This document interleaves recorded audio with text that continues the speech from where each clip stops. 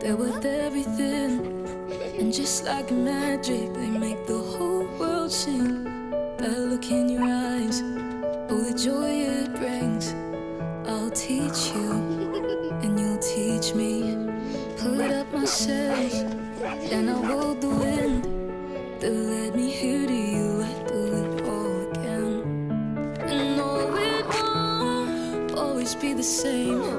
And feelings don't change, they never fade away. When you're far from home, it's hard to know the way, but it's right there inside.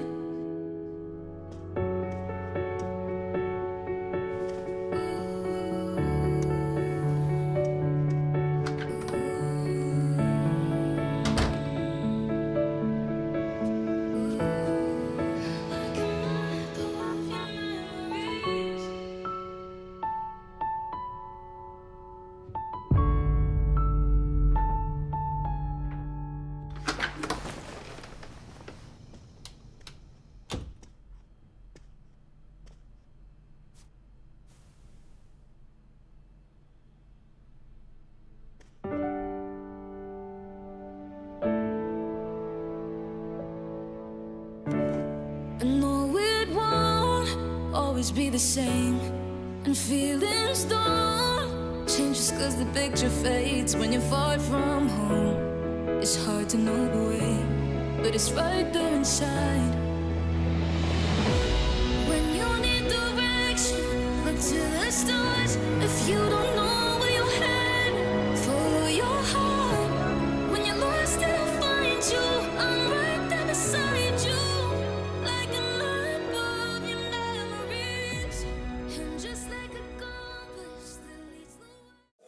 Shalom Mempelai Kristus, apa kabar?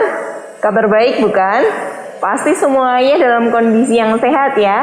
Dia pun juga berdoa untuk Mempelai Kristus dalam keadaan yang sehat. Nah, kali ini akan ada Dea yang akan memandu Mempelai Kristus untuk acara sepekan ke depan.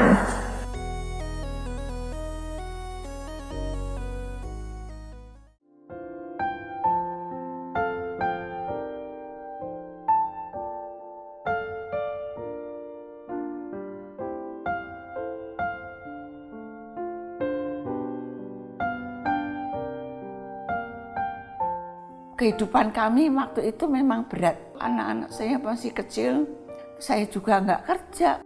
Tuhan berikan seorang anak lagi. Saya terus terang malu, saya sudah ingin menggugurkan. Sungguh luar biasa pertolongan Tuhan. Saya bertobat, saya menerima anak ini dengan bersyukur. Kalau Tuhan memberikan sesuatu, pasti Dia akan memelihara. Janji Tuhan itu nggak pernah gagal. Rencana Tuhan itu nyata dalam setiap kehidupan anak-anaknya.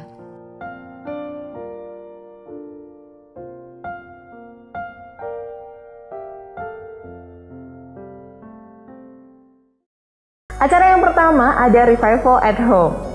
Jangan lewatkan ya acara Revival at Home setiap hari Rabu jam 7 malam. Yang bisa Mempelai Kristus simak lewat YouTube Gereja Betani Salatiga dan juga Facebook Betani FM di frekuensi 107,7. Kita akan memuji menyembah bersama, merenungkan firman Tuhan, dan saling mendoakan sampai pemulihan terjadi di dalam setiap rumah tangga kita. Yang kedua adalah Worship at Home. Nah, Mempelai Kristus, di tengah pandemik seperti ini, kebutuhan akan ibadah tetap bisa terpenuhi loh, walaupun Anda tetap di rumah saja. Karena kami menghadirkan acara Worship at Home, sebuah ibadah yang dilangsungkan secara virtual melalui aplikasi Zoom. Setiap hari Minggu jam 7 malam, kami mengajak Anda beribadah dengan suasana yang lebih santai dan kekeluargaan, hanya di Worship at Home. Yang ketiga adalah baptisan air. Seperti biasa ya, mempelai Kristus, baptisan air dilakukan setiap hari Minggu jam 10 pagi di Gereja Betani Salatiga. Syaratnya pun cukup mudah mempelai Kristus, hanya dengan mengisi formulir baptisan, lalu mengumpulkan fotokopi KTP dan juga pas foto 4x6 sebanyak 2 lembar, yang kemudian bisa didaftarkan dan diserahkan kepada Bapak Darmono Ari di Sekretariat Gereja. Nah, mempelai Kristus, kami merindukan nih mempelai Kristus yang ingin melakukan baptisan di Gereja Betani. Dan tentunya gereja tetap mematuhi protokol kesehatan. Oke, ada yang keempat nih, ini khusus untuk halo adik-adik Eagle Nest. Nah, Eagle Nest akan datang dengan acara perayaan Paskah yang bertemakan You Are My Friend. Perayaan Paskah akan dilaksanakan secara virtual melalui aplikasi Zoom Minggu 11 April 2021 dari jam 10 sampai 12 siang yang akan diisi dengan drama dan game online. Ikuti juga lomba menghias telur bersama dengan orang tua. Dan batas pengumpulannya di hari Minggu 4 April 2021. Untuk informasi lebih lanjut, silahkan menghubungi Kak Linda dan Kak Ripka ya. Kali ini ada informasi menyenangkan yang datang dari Zoom Bincang Pendidikan, yang mana akan mengangkat tema tentang sekolah itu harus menyenangkan. Bersama dengan Mr. Febrian Jalu Prakosa, Kepala Sekolah dari SMP Anak Terang, dan Mr. Arya Adi Seputro selaku School Counselor, dan akan dimoderatori oleh Mas Satrio Sambodo. Zoom Bincang ini khususnya akan membahas tentang penerapan multiple intelligences di sekolah umum. Menarik sekali bukan? Kapan nih acaranya? Acaranya akan dilaksanakan di hari Kamis 8 April 2021, jam 6:30 malam melalui aplikasi Zoom di gadget Anda. Meeting ID-nya di 492 543 1528. Yang selanjutnya ada ibadah Jumat Agung dengan tema kematian yang menghidupkan pada tanggal 2 April 2021. Di hari Jumat tersebut akan diadakan 4 kali ibadah di jam 7 pagi, jam 9 pagi, jam 5 sore, dan jam 7 malam. Yang tentunya bisa dihadiri dengan kapasitas maksimum 200 jemaat. Yang selanjutnya adalah ibadah Minggu Paskah dengan tema Kebangkitan Besar yang akan dilaksanakan pada hari Minggu pada 4 April 2021. Dilaksanakan juga pada 3 waktu, ada di jam 7 pagi, jam 9 pagi, dan juga jam 5 sore. Dan kapasitas maksimum pada ibadah ini adalah 250 jemaat. Acara yang selanjutnya adalah ulang tahun gereja yang bertemakan kesempatan besar. Rangkaian acaranya adalah yang pertama launching visi 10 tahun gereja. Lalu ada juga program Kompas, Lumbung Cinta. Lalu yang selanjutnya ada program virtual service Rumah Pemuritan yang akan dilakukan pada 12-18 April 2021 dan juga launching album perdana Betani Generation Worship. Nantikan informasi selanjutnya mengenai acara ulang tahun Gereja Betani Salatiga. Sebelum saya pamit, saya mau mengingatkan untuk mempelai Kristus semuanya untuk memberikan saran dan masukan kepada gereja melalui nomor 085697222222. Saran dan masukan mempelai Kristus sangat berguna bagi kemajuan Gereja Betani Salatiga. Oke, akhir kata dia pamit, mempelai Kristus tetap jaga kesehatan dan patuhi protokol kesehatan. Sampai jumpa, Tuhan Yesus memberkati. Shalom, jemaat yang diberkati oleh Tuhan. Saatnya kita beribadah, kita memuji dan menyembah Tuhan. Di mana saja saudara, posisimu dimanapun, di situ Tuhan hadir. Oleh sebab itu, mari fokuskan hati kita hanya kepada Tuhan Yesus. Kita berdoa. Terima kasih Bapa di surga, untuk kasih setiamu yang selalu ada dalam kehidupan kami. Tak pernah sedikit pun Engkau tinggalkan kami. Dan saat ini kami rindu Tuhan, hanya melekat kepadamu. Di dalam nama Tuhan Yesus Kristus. Amin.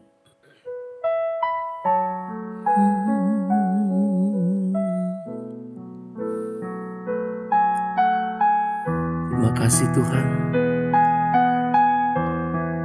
Kekasih-Mu melekat dalam hak kami. Dan kasih setiamu itu membentuk hidup kami.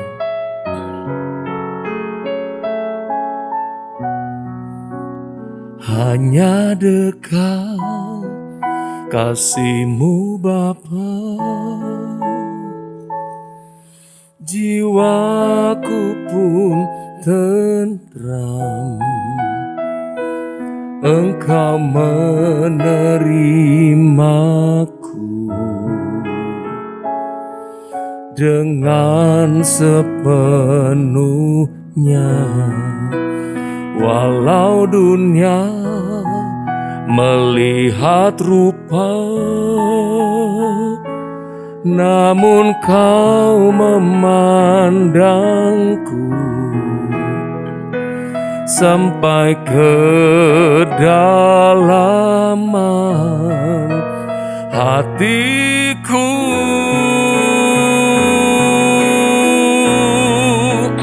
Tuhan, inilah yang ku tahu, Kau mengenal hatiku jauh melebihi semua yang terdekat sekalipun.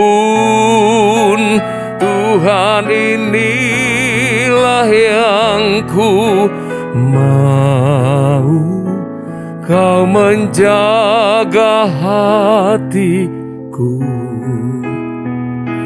supaya kehidupan memancar senantiasa.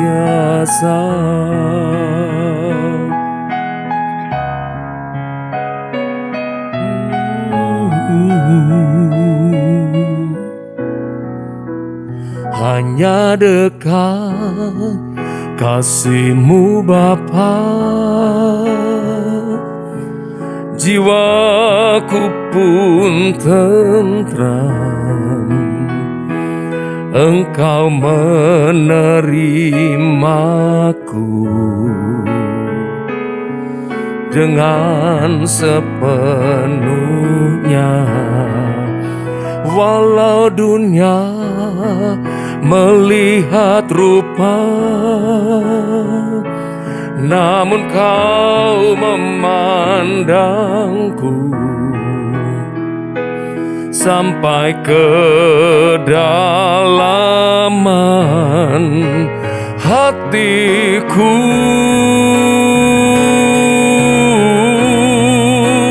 Tuhan, inilah yang ku tahu, Kau mengenal hatiku jauh melebihi semua yang terdekat sekalipun. Oh Tuhan, inilah yang ku mau, Kau menjaga hatiku supaya kehidupan memancar senantiasa. Oh Tuhan, inilah yang ku tahu, Kau mengenal hatiku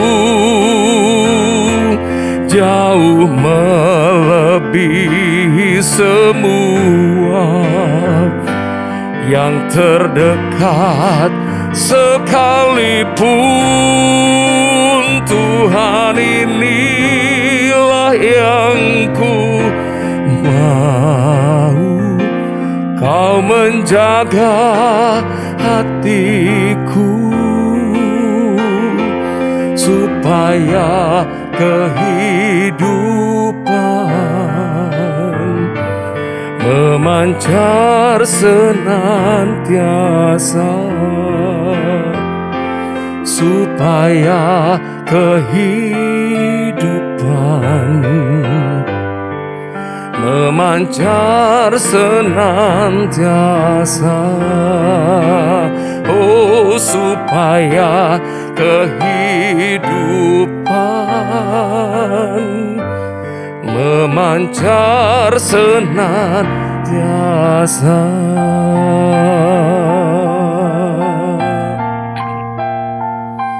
Haleluya, mari semua sembah Tuhan. Hanya dekat Allah saja ku merasa tenang. Di dekap sayap-Mu, di kepak sayap-Mu kami berlindung. Oh, duduk di dalam naungan kasih-Mu Tuhan. Kau ku sembah, Kau yang kami puji. Kami puji Kau Tuhan, sedalam kasih setia-Mu yang tak pernah tinggalkan kami. Haleluya. Oh, oh, oh. Yesus kami puji, Yesus kami sembah, Yesus kami muliakan di setiap saat hidup kami. Haleluya. Oh, terima kasih Tuhan, terima kasih Yesus. Kau lebih dari yang kami pikirkan Tuhan. Kau lebih dari apa yang kami butuhkan Tuhan. Kau segalanya bagi kami Tuhan. Oh,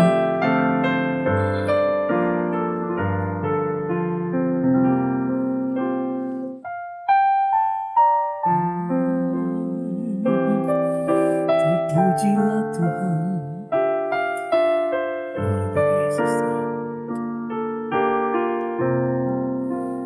Lebih dari segalanya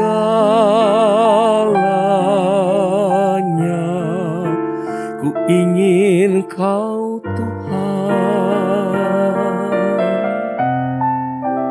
Emas, perak dan permata tiada artinya. Ku ingin lebih dekat bersekutu denganmu. Jadikan ku hamba setia kepadamu. Lebih dari segalanya, lebih dari segalanya, ku ingin Kau Tuhan. Emas, perak dan permata tiada artinya.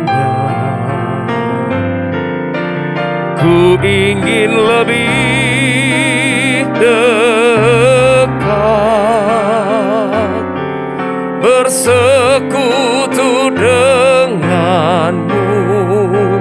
Jadikan ku hamba setia kepadamu. Lebih dari segalanya, ku ingin Kau Tuhan. Emas, perak dan permata tiada artinya.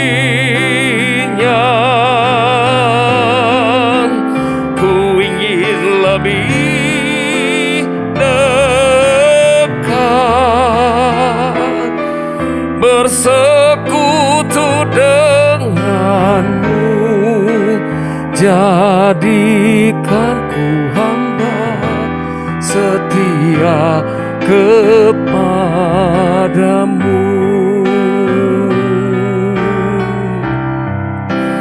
Jadikan ku hamba setia kepadamu.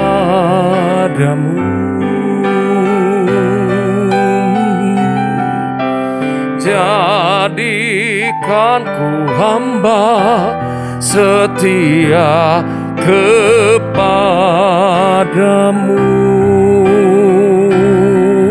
Haleluya,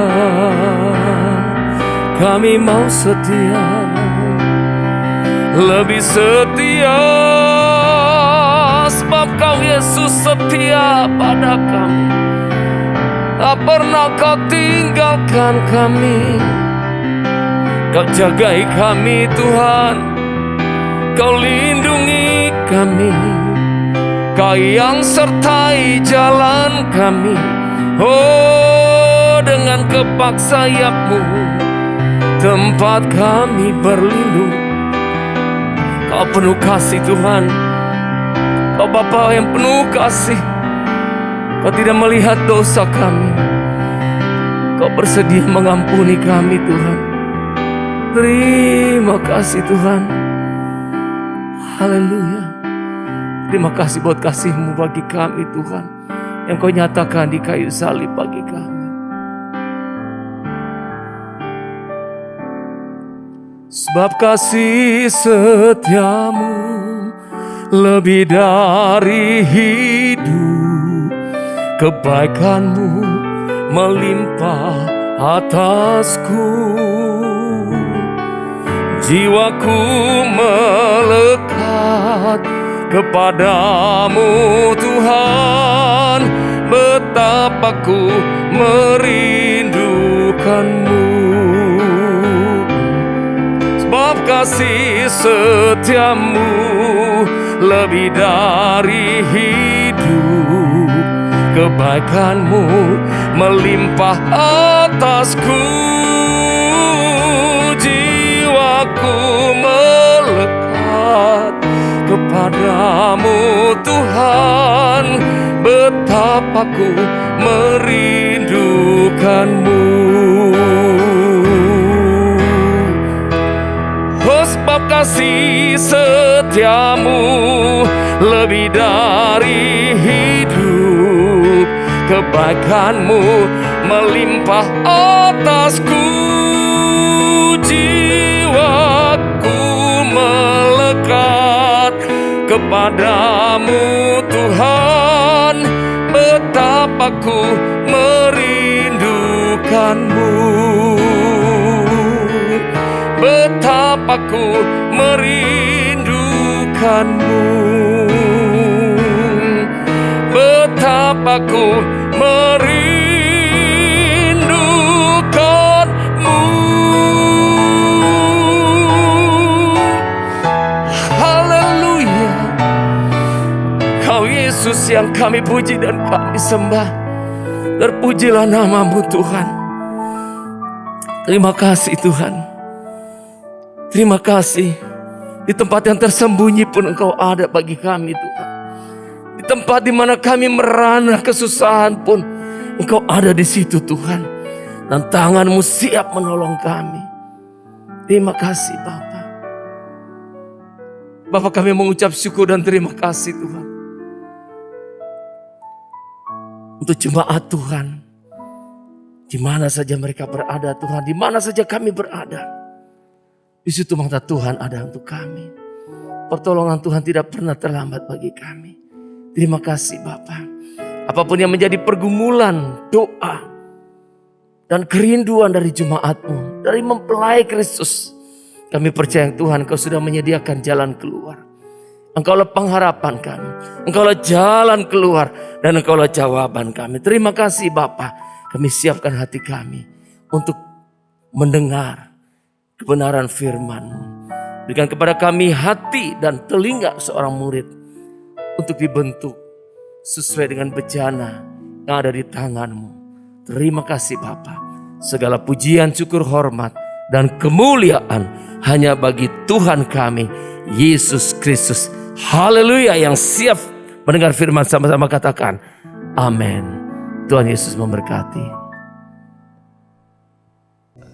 Shalom, saudara terkasih dalam Tuhan. Puji Tuhan, kita diberi kesempatan yang sama oleh Tuhan untuk terus bersekutu dengan Tuhan dan menikmati pujian penyembahan, dan pada saat ini kita diberi kesempatan untuk mendengarkan firman Tuhan. Mari sama-sama kita merendahkan hati dan berdoa, menyiapkan hati untuk menerima kebenaran firman Tuhan. Bapa, kami mengucap syukur kalau pada hari ini kami diberi kesempatan untuk terus mendengarkan firman-Mu, merenungkan firman-Mu. Dan biarlah Engkau Roh Kudus menuntun kami semua, tuntun setiap anak-anak-Mu, tuntun setiap pemirsa acara ini, supaya boleh diberkati dengan pemberitaan firman ini. Dan biarlah Roh Kudus terus bekerja menjamah, mengubah hati kami, menjadikan hati kami baru, supaya kami mengerti apa yang Tuhan kehendaki, dan kami melakukannya dengan setia, dan kami boleh melihat nama Tuhan dipermuliakan. Terima kasih Bapa, beracaralah di dalam nama Tuhan Yesus. Kami berdoa. Amin.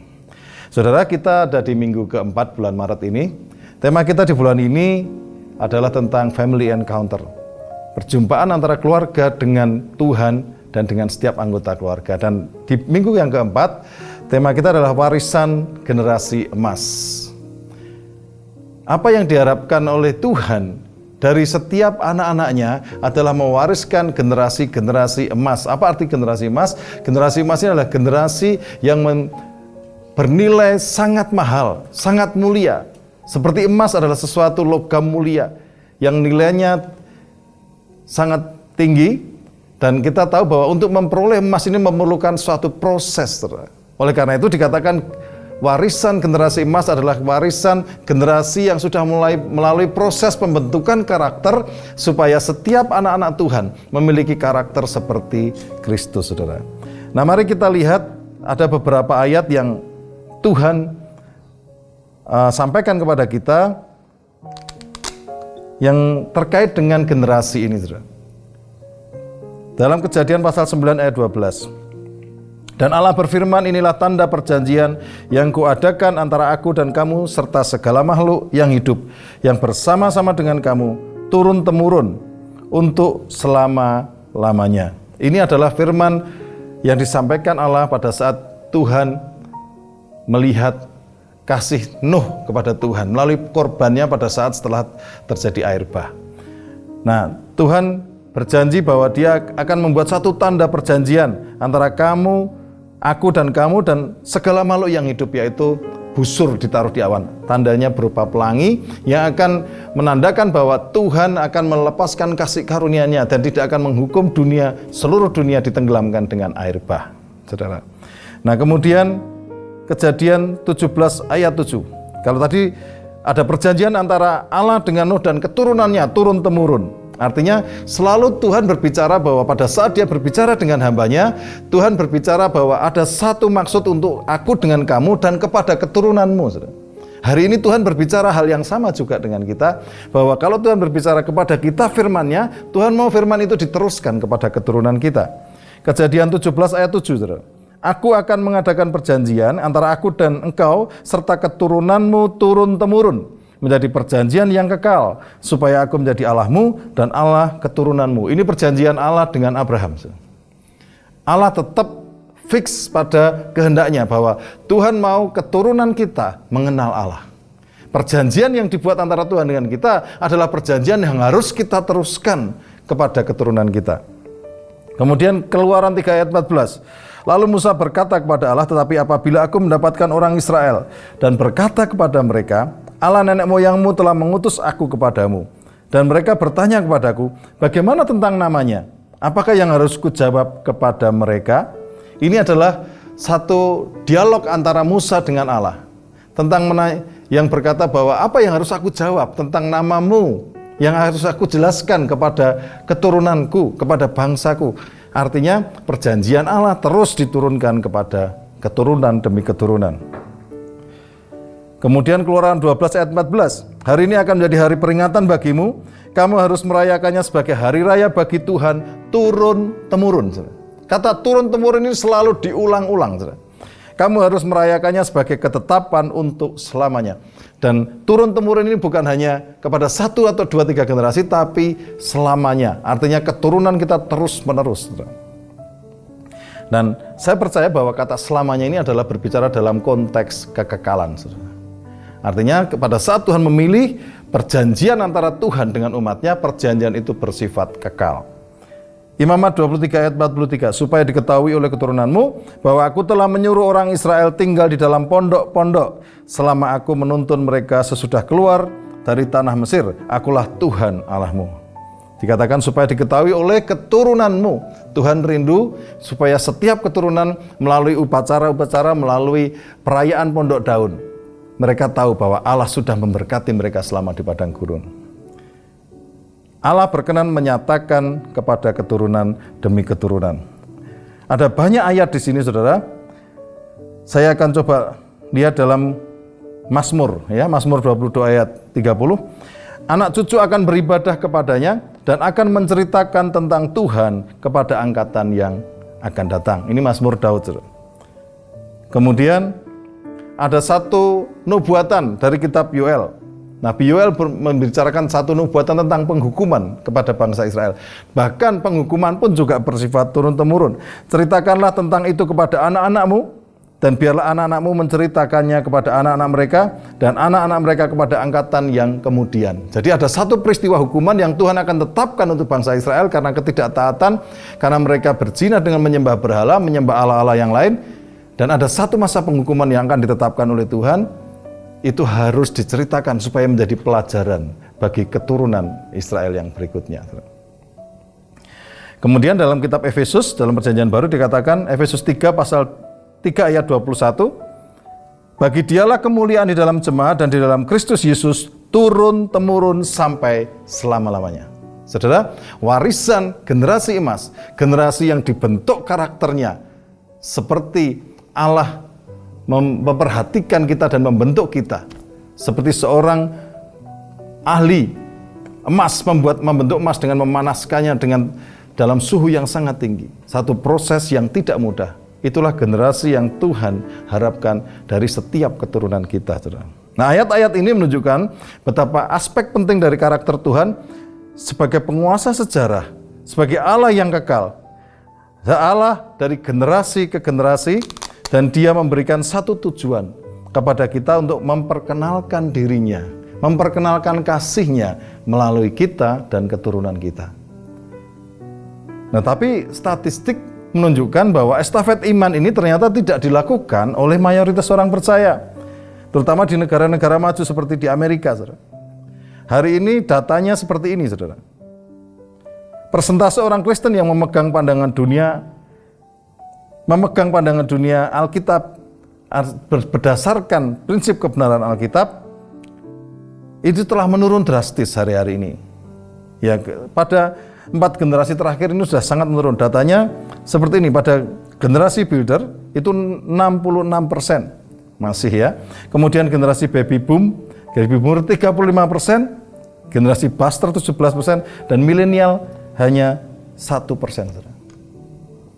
Ini data yang sangat menyedihkan, tetapi dari data ini pun masih ada keluarga yang benar-benar tetap sungguh-sungguh berusaha mewariskannya kepada anak-anaknya. Nah, sebagai warga milenial sekarang kita ini, kita ditumbuh dan diberkati melalui satu tongkat estafet iman dari orang-orang tua rohani kita. Nah, saudara, kita akan melihat satu Mazmur dari Mazmur 78 ayat 4 sampai ke 7. Mazmur 78 ayat 4 sampai 7, demikian firman Tuhan. Kami tidak hendak sembunyikan kepada anak-anak mereka, tetapi kami akan ceritakan kepada angkatan yang kemudian puji-pujian kepada Tuhan dan kekuatannya dan perbuatannya, perbuatan ajaib yang telah dilakukannya.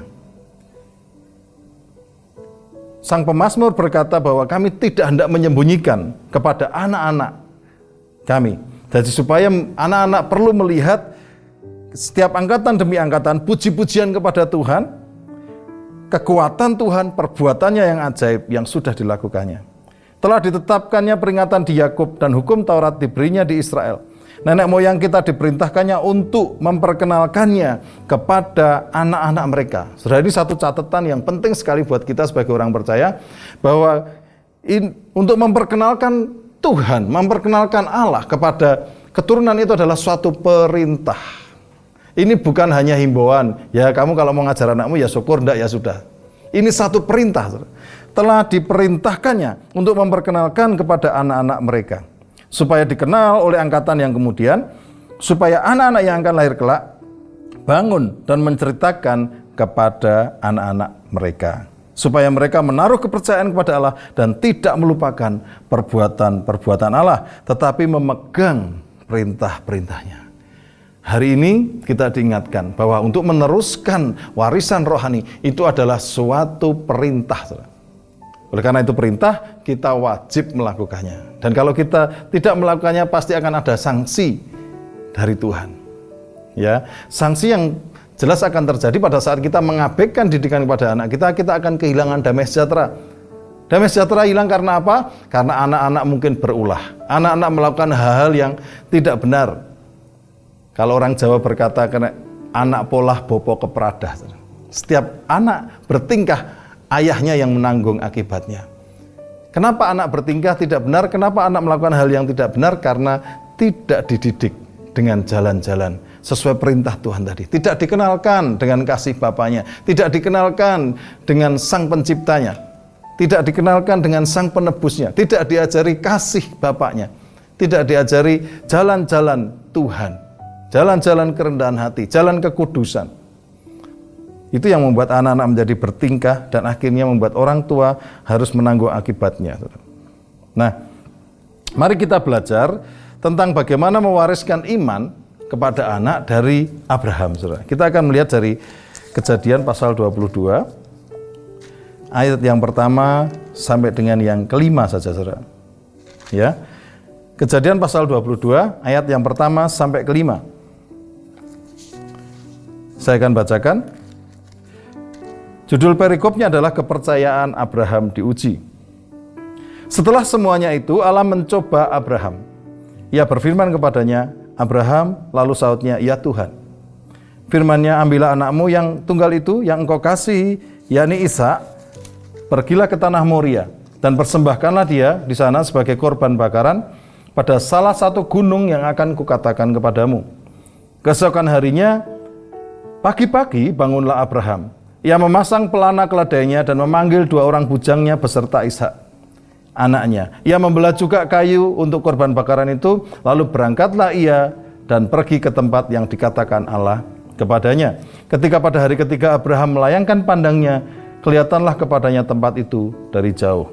Kata Abraham kepada bujangnya itu, tinggallah kamu di sini dengan keledai ini, aku beserta anak ini akan pergi ke sana, kami akan sembahyang, sesudah itu kami kembali kepadamu. Nah, saudara, yang pertama, apa yang bisa kita tarik pelajaran dari nas ini, saudara?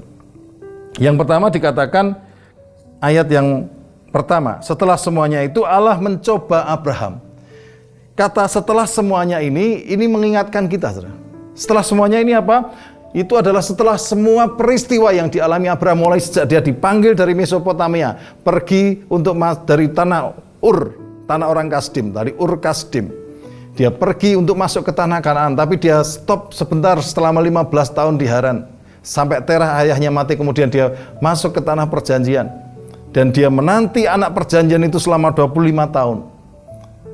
Setelah semua pergumulan yang tidak mudah itu, dan cerita ini dimulai pada saat Ishak sudah mulai remaja.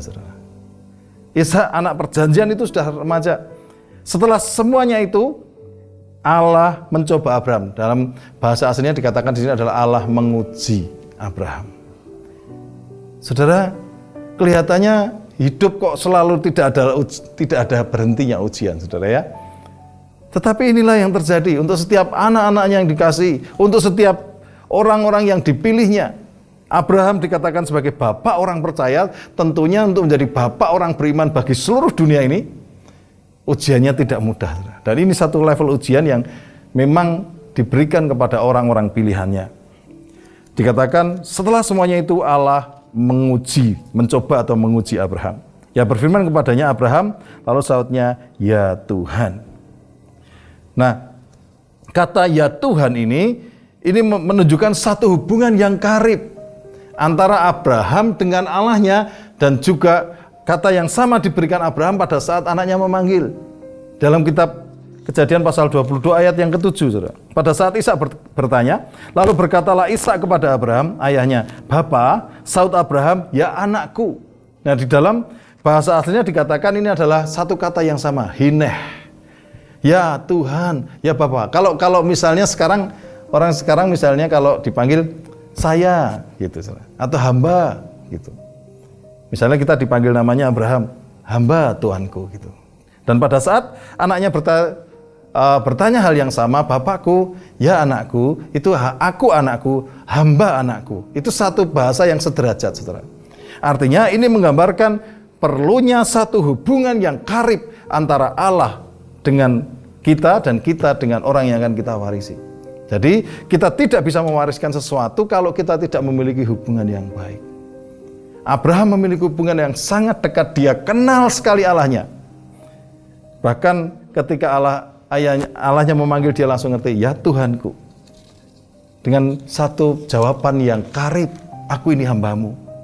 Nah, sebetulnya dalam kitab Kejadian pasal 22 ayat 7 itu menggambarkan satu profetis, satu nubuatan, bahwa Ishak ini gambaran seperti Yesus yang akan dikorbankan. Ini satu gambaran, makanya kenapa Abraham berkata, ya saya anakku, aku anakku. Itu adalah gambaran tentang Mesias yang akan menjadi penebus bagi dosa-dosa dunia. Nah, pelajaran yang pertama adalah bagaimana kita perlu membangun satu hubungan yang karib antara kita dengan Allah dan kita dengan anak-anak kita. Dan ini sesuatu yang harus dihidupi, bukan hanya diajarkan, tetapi dipraktekkan setiap hari. Bagaimana kita membangun persekutuan dengan anak-anak kita dengan Tuhan, mengajarkan mereka setiap hari, diajari untuk menutup hari bersama Tuhan. Saudara, bayangkan setiap hari kita ini, kalau kita bisa sampai sore hari kumpul, malam hari kumpul bersama keluarga, saudara. Berapa banyak jam-jam, menit-menit, detik-detik yang sudah kita lalui selama hari itu, yang kita alami dalam perlindungan Tuhan. Yang seharusnya, kalau tanpa perlindungan Tuhan, kita bisa celaka. Tanpa perlindungan Tuhan bisa mengalami sakit. Tanpa perlindungan Tuhan sakitnya bisa lebih parah. Tetapi sampai sore hari, sampai malam hari, pada saat kita berkumpul bersama keluarga, kita masih baik-baik, pasangan kita baik-baik, anak kita semua sehat. Kita lihat pendidikannya mereka baik. Itu semua karena berkat Tuhan. Hari ini kita masih bisa makan, semua berkat Tuhan. Kita wajib mengucap syukur. Kita wajib menutup hari dengan pengucapan syukur kepada Tuhan. Nah, kalau ini dilakukan terus, ini akan membangun satu hubungan yang karib, bahwa anak-anak ngerti bahwa ada satu pribadi yang memberkati hidup keluarganya, yang memberkati hidup papahnya, yang memberkati mamahnya, yang memberkati jalan-jalannya. Pada saat dia ada masalah, diajari, nak, berdoa sama Tuhan. Berdoa, diajari dia berdoa untuk minta mujizat Tuhan. Saya pernah mengajarkan anak saya pada saat itu untuk berdoa.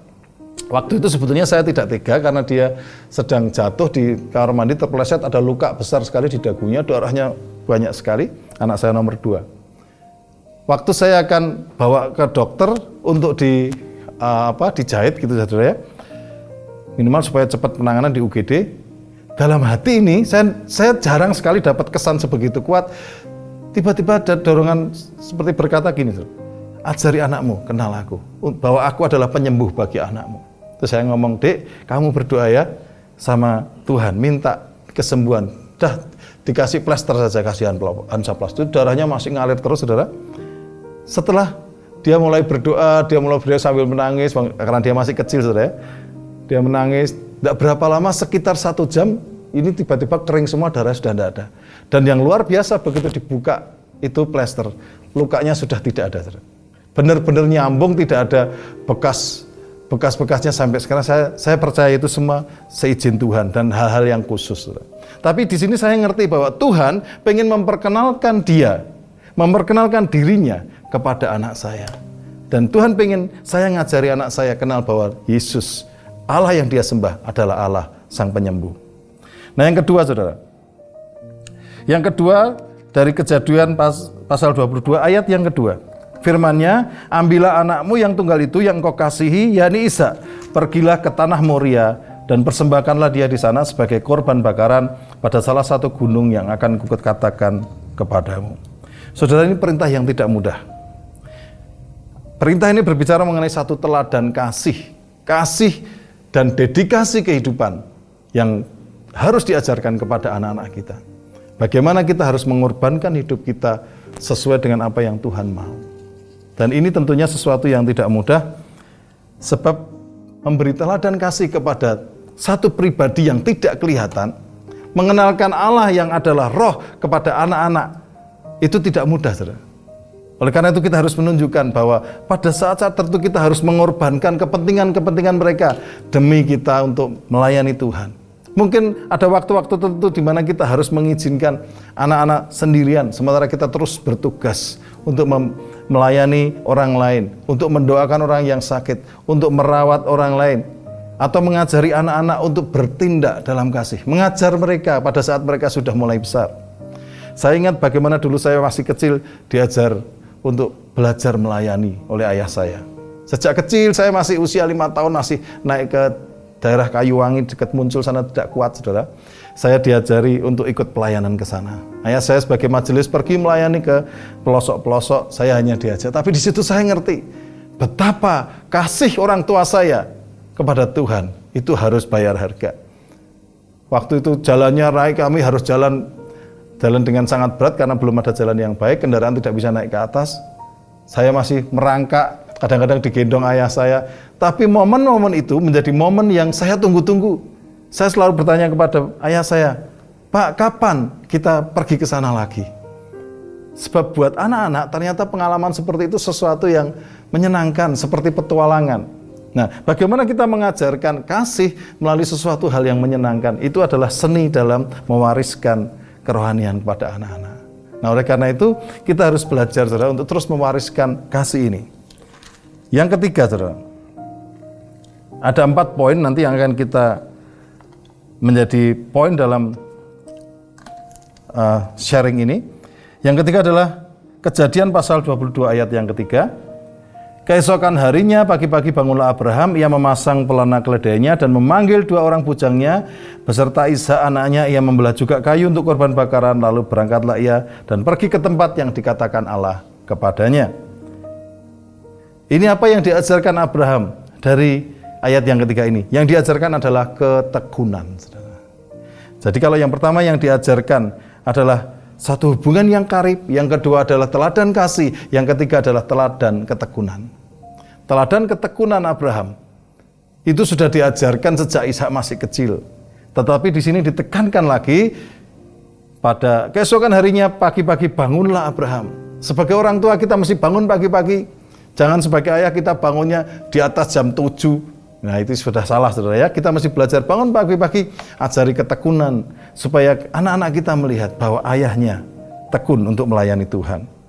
Nah, yang terakhir, saudara, teladan yang terakhir adalah teladan iman. Kita lihat di ayat yang keempat, saudara.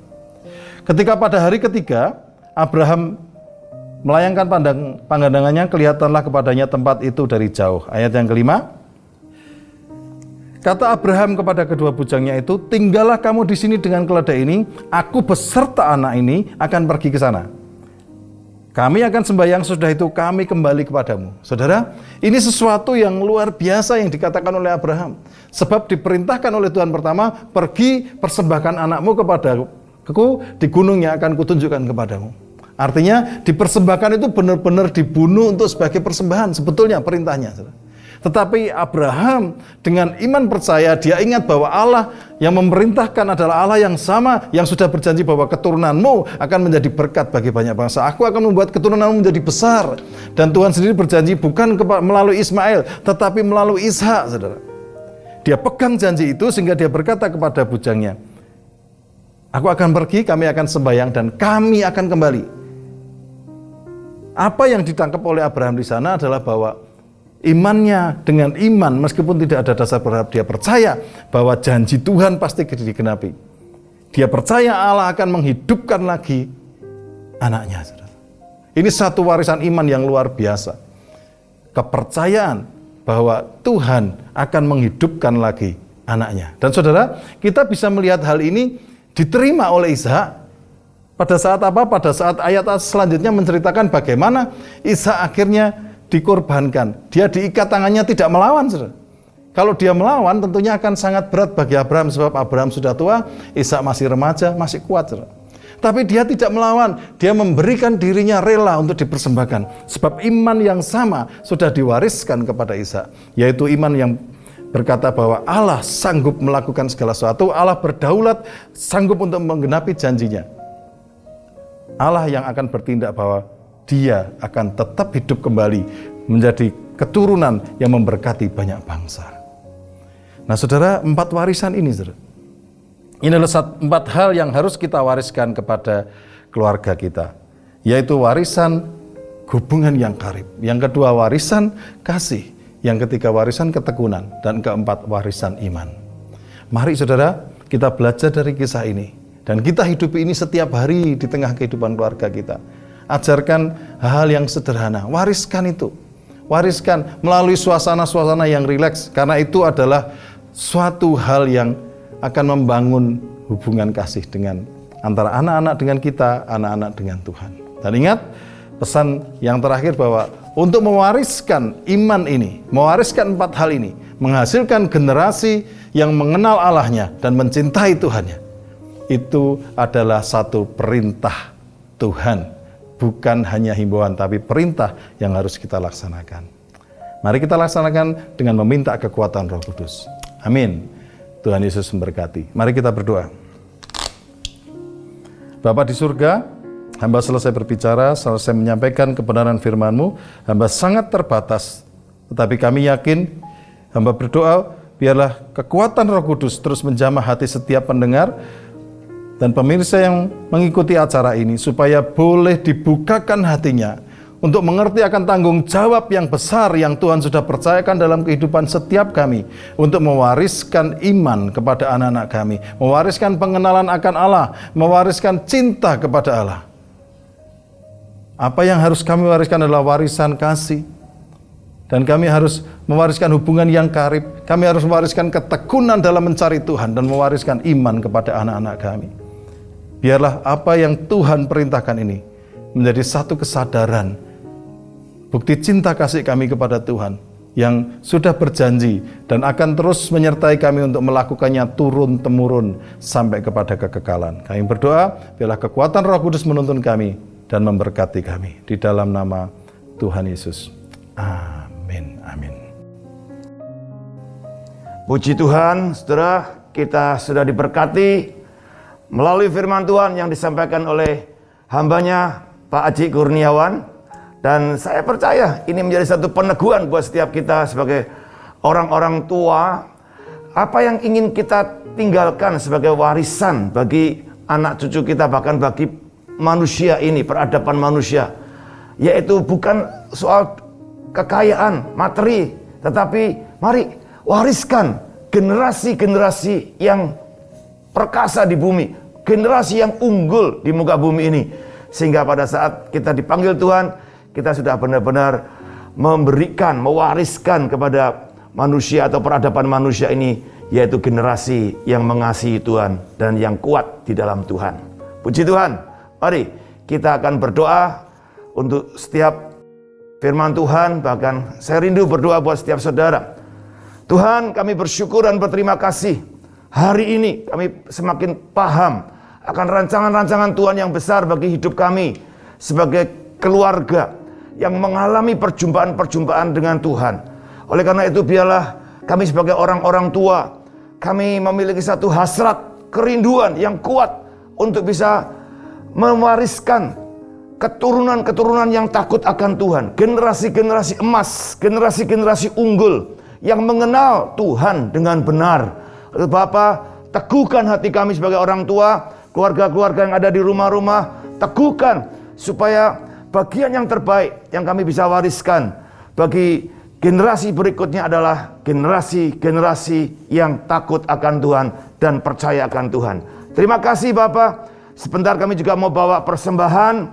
Kami mau bawa persembahan dengan sukacita karena kami tahu Tuhan sudah memberkati kami, bahkan akan terus memberkati sampai kepada keturunan-keturunan kami. Tidak akan pernah ada yang kekurangan. Terima kasih Bapa. Silakan saudara nanti bisa membawa persembahan melalui transfer, ya, melalui persembahan yang dibawa ke gereja. Ada kotak-kotak yang sudah disiapkan di gereja untuk bisa menjadi tempat di mana saudara bisa meletakkan persembahan itu. Mari kita penuh sukacita saudara menyambut hari yang luar biasa ini, ya, dan kita akan segera mengakhiri bulan Maret ini. Kita akan masuk di bulan April. Nantikan dengan penuh antusias satu kerinduan lebih lagi bersama dengan Tuhan. Saudara, April adalah April yang luar biasa karena kita akan masuk dalam hari ulang tahun gereja, tapi juga kita akan ada perayaan Jumat Agung dan Paskah. Mari kita siapkan, saudara, bulan April dengan penuh antusiasme, ya, sehingga lawatan Tuhan lebih lagi terjadi di tengah-tengah hidup keluarga saudara semuanya. Mari kita akan akhiri ibadah ini. Bapa, kami bersyukur dan berterima kasih untuk ibadah hari ini yang penuh dengan berkat, anugerah, dan Kau memberikan visi yang jelas bagi kami untuk terus kami mengupayakan mengerjakan bagian kami yang terbaik. Sebentar kami mau akhiri ibadah ini, kami mau kembali pada aktivitas kami mau berdoa seperti Tuhan mengajarkan kami berdoa demikian. Mari sama-sama. Bapa kami yang ada di sorga, dikuduskanlah namamu, datanglah kerajaanmu, jadilah kehendakmu di bumi seperti di sorga. Berikanlah kami pada hari ini makanan kami yang secukupnya, dan ampunilah kami akan kesalahan kami, seperti kami juga mengampuni orang yang bersalah kepada kami. Dan janganlah membawa kami ke dalam pencobaan, tapi lepaskanlah kami daripada yang jahat, karena Engkaulah yang mempunyai kerajaan, kuasa, dan kemuliaan sampai selama-lamanya. Mari angkat tangan saudara dimanapun saudara berada saat ini. Terimalah berkat daripada Bapa, Putra, dan Roh Kudus. Berkat di dalam nama Tuhan Yesus Kristus akan memenuhi setiap kehidupanmu dan akan menuntun langkah-langkahmu dan membuat engkau dimampukan untuk melakukan apa yang Tuhan sudah tetapkan bagi setiap kehidupanmu. Karena Tuhan tidak meninggalkan engkau, Tuhan menjagai engkau, Tuhan melindungi engkau, Tuhan bahkan memberikan berkat-berkat yang berkelimpahan atas hidupmu. Perjalananmu akan berhasil dan beruntung. Rumah tanggamu diberkati, pernikahanmu diberkati, anak cucu mantumu diberkati, orang-orang tuamu diberkati, pekerjaan bisnis tokomu, usahamu, pabrikmu, studimu, dan masa depanmu diberkati oleh Tuhan berlimpah-limpah. Sehingga engkau menjadi orang-orang yang sungguh-sungguh dipakai Tuhan secara luar biasa dimanapun kau berada. Biarlah berkat Bapa, Putra, Roh Kudus, berkat dalam nama Tuhan Yesus Kristus bagimu dan bagi seluruh keluargamu, keturunanmu hari ini sampai selama-lamanya. Di dalam nama Tuhan Yesus, semua yang percaya dan menerima berkat Tuhan berkata, amin.